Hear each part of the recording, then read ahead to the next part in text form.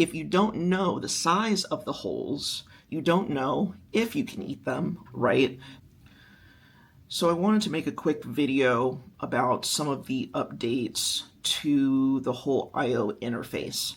I realized that there were a couple of changes made maybe 6 weeks ago, maybe 2 months ago, and I was like, the graphics were different, maybe a little bit sharper, but also the things on the screen were just very different.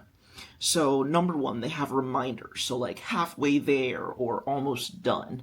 And those are callouts that I don't remember being in the older updates of the game. Another thing, and this is probably the main thing that I actually noticed, is how they note other holes. So in the new version, it's simply a little color arrow on the edge of your screen that will move according to the position of the hole.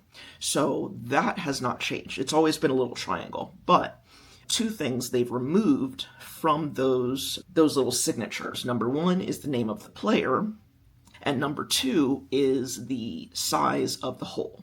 So the interesting thing about the name of the player is that a lot of people wonder, I'm just going to play this with my left hand because I don't want to waste a level to look at the screen here. One thing that people wonder is if other Holeio players are bots. Now, just because you don't have the name of the player, like their Apple Arcade name or their game controller name on there, just because the name is not on there doesn't mean that it's not a bot. Or just because their names are on there doesn't mean that it's not a bot, right? They can just make these things up, and a lot of players don't rename themselves, so it's just like player 409 or whatever.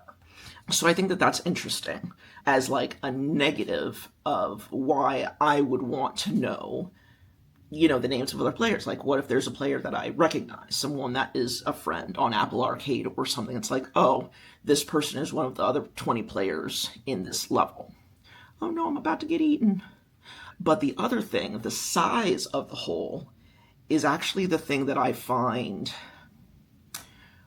interesting strategically, because if you don't know the size of the holes, you don't know if you can eat them or when you can eat them, right? So the thing that I like about removing all of the additional text is it gives a lot more visibility to the game space. So you can see the items that you're eating. It's just a lot cleaner, and I imagine that it's probably somehow graphically it's just better, but it's definitely a negative if you're playing with the strategy of I'm going to mind my business over here till I get to a certain size, and then I'm just going to eat all of my opponents. Because if you know that they're in this direction, but you don't know what size they are, you don't know if they're all size 2s and 3s, you could be the biggest player on the board and have no idea, or you could be the smallest player on the board and have no idea. And there's a hole right next to you that's 10 sizes larger, and you're about to get consumed and you have no clue. So I think it's interesting from a strategy perspective, but I also think it's interesting from a player visual enjoyment of the game and the interface perspective. So I would love to know from you guys in the comments, do you like that they removed this stuff? Because strategically, it's kind of nice to have it.